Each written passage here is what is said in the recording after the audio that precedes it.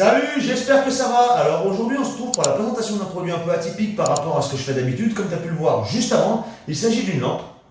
Alors c'est pas une lampe pour éclairer ton bureau, il s'agit d'une lampe de lecture, mais une lampe également faite pour te reposer les yeux, parce que comme on le sait, quand on reste longtemps devant l'écran, eh ben, ça tire sur les petites mirettes. Donc ça peut être vraiment un produit qui est utile en plus d'être design, comme tu peux le voir juste ici. Alors, je vais être très franc avec toi. En fait, j'ai été contacté par la marque BenQ qui apprécie plus ou moins mes vidéos, qui a vu plusieurs de mes vidéos. Et donc, ils m'ont demandé si je pouvais faire une vidéo sur leurs produits. Alors, je ne suis pas payé. Je suis libre à 200% de dire ce que je veux sur cette lampe. Donc, c'est ce que je vais faire. Je vais te donner le pour et je vais te donner le contre. Et puis ensuite, tu feras ton choix. Alors, ce qu'on va faire tout de suite, on va passer de l'autre côté de la caméra pour en voir un peu plus sur cette petite lampe, puisqu'elle est quand même plutôt sympathique.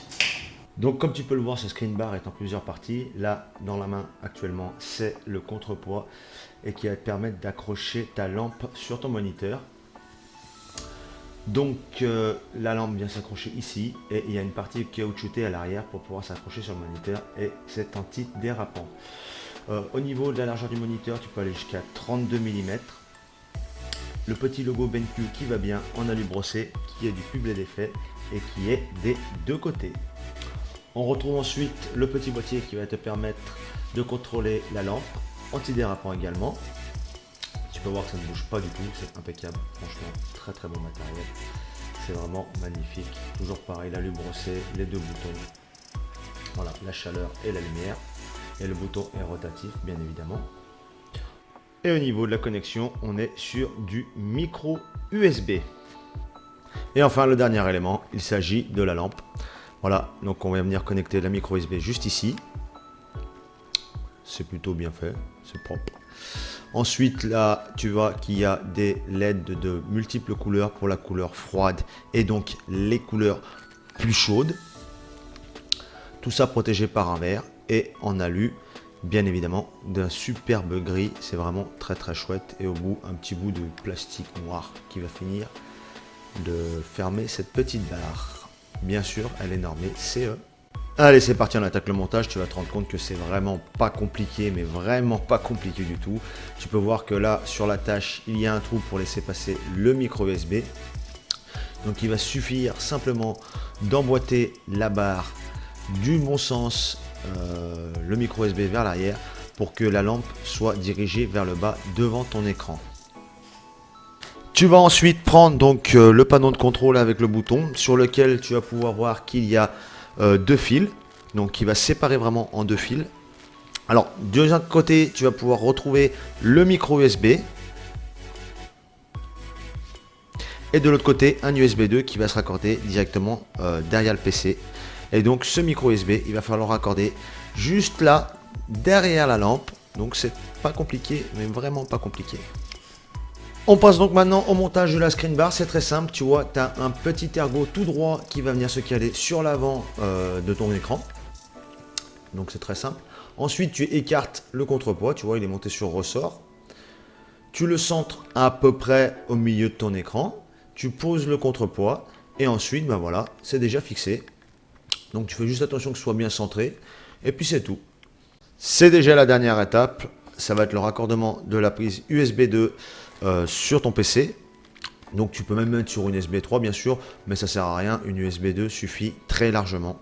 Voilà, tu raccordes ça et c'est bon, ton screen bar ou ta screen bar est déjà complètement montée et prête à être utilisée. The world of sound.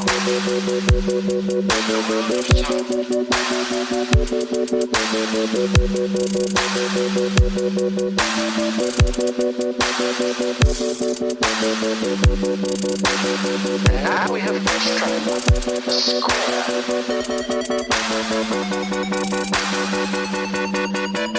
A square.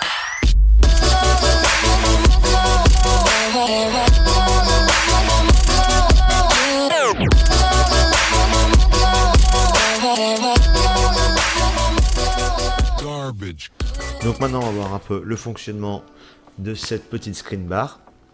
Donc le petit panel de contrôle se trouve juste sous ma main.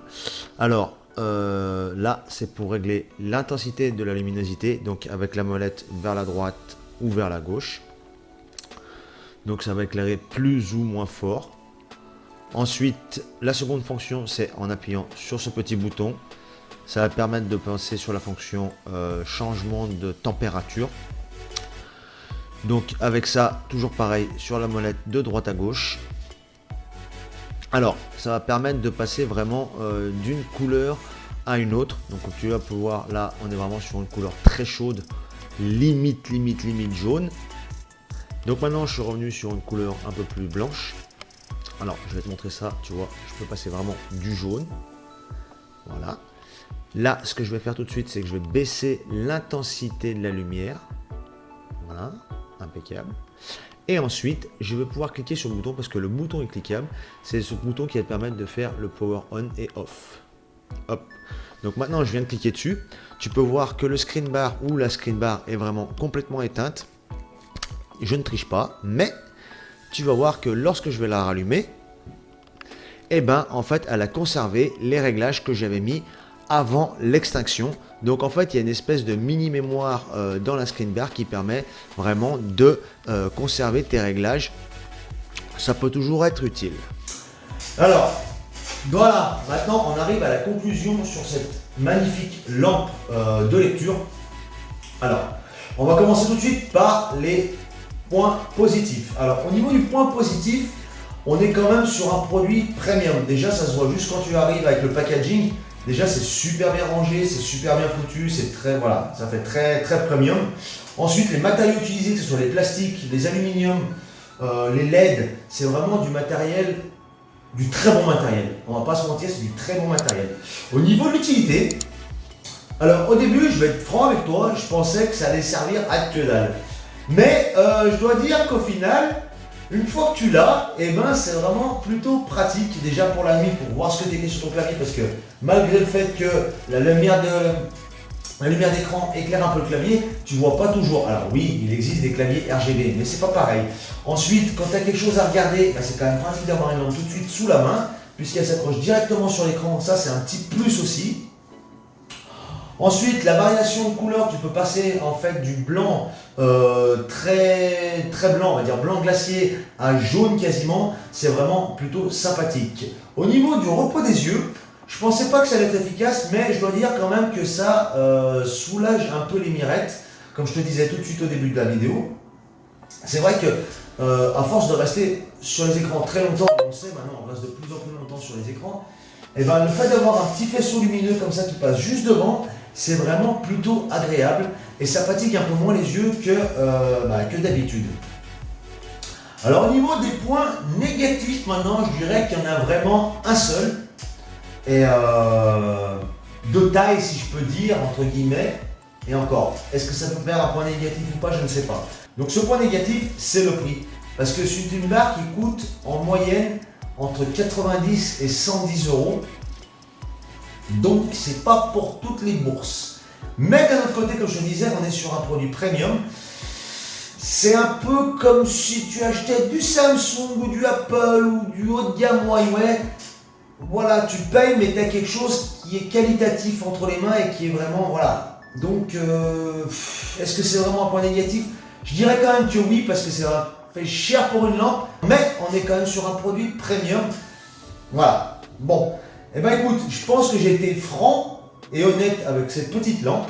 Donc maintenant, c'est à toi de voir ce que tu veux faire. Je te mettrai des liens juste en dessous dans le descriptif, si ça t'intéresse ou non.